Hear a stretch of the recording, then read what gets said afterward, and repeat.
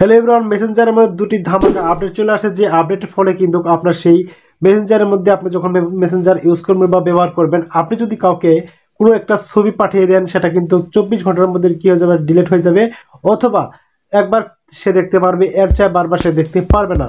অথবা আপনি যখন কারোর সঙ্গে ভিডিও চ্যাট বা ভিডিও করে কথাবার্তা বলবেন, সেই সময় কিন্তু কেউ এটাকে স্ক্রিন রেকর্ড করতে পারবে না। সেই ধামাকা আপডেটটা কিন্তু চলে আসছে। আমি কিন্তু আপনাদেরকে সেই দুটি সেটিংস সম্পর্কে আলোচনা করব। অবশ্যই আপনারা ভিডিওটা স্কিপ না করে দেখবেন, তাহলে কিন্তু সম্পূর্ণ ভিডিওটা বুঝতে পারবেন এবং আপনাদের সেই মেসেঞ্জারের মধ্যে সেই দুটি সেটিংস অন করে কিন্তু আপনারা সেখান থেকে ভালো একটা রেজাল্ট পেয়ে যাবেন, যেটা আপনাদের জন্য খুবই সহায়ক হবে বলে আমি মনে করি।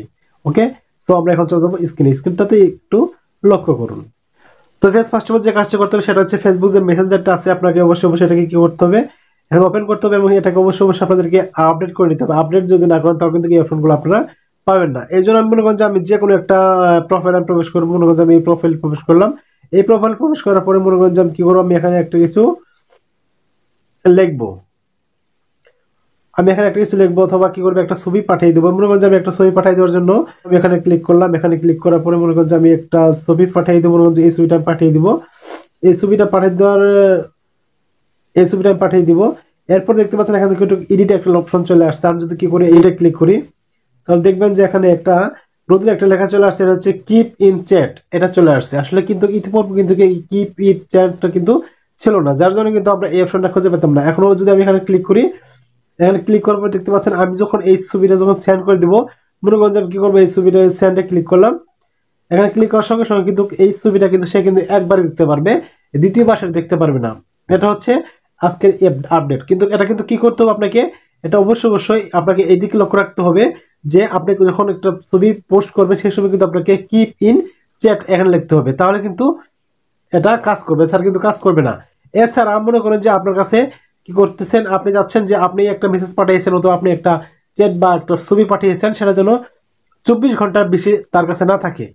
ঠিক আছে, এর জন্য আপনার কিন্তু একটা অপশন কি করতে হবে, সিলেক্ট করতে হবে বা অফ অন করতে হবে, তাহলে কিন্তু এই কাজটা আপনি পেয়ে যাবেন। তাহলে আমি কি করব, মনে করেন যে এই প্রোফাইলের মধ্যেই মনে করেন যে দেখতে পাচ্ছেন উপরে আই বাটন চলে আসছে, এই আই বাটনে একটা ক্লিক করবেন। এখানে ক্লিক করার পরে মনে করেন যে দেখতে পাচ্ছেন এখানে কিন্তু এগুলো অপশন পেয়ে যাবেন। এর মধ্যে দেখতে পাচ্ছেন নিচে একটা অপশন চলে আসবে, সেটা হচ্ছে আমি আপনাদের দেখে দিচ্ছি।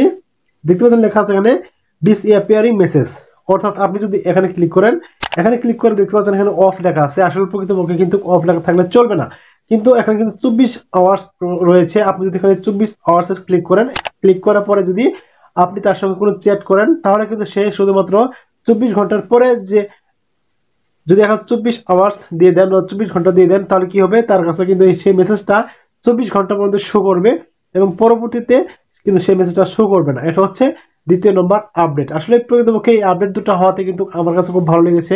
আর আপনাদের কাছে কেমন ভালো লেগেছে সেটা অবশ্যই কমেন্ট বক্সে জানিয়ে দিবেন।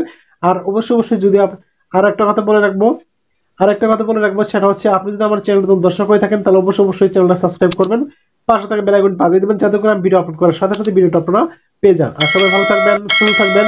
এরপর তো আমি শামসুল বিদায় নিচ্ছি। সকলকে আমার সালাম, আসসালামু আলাইকুম।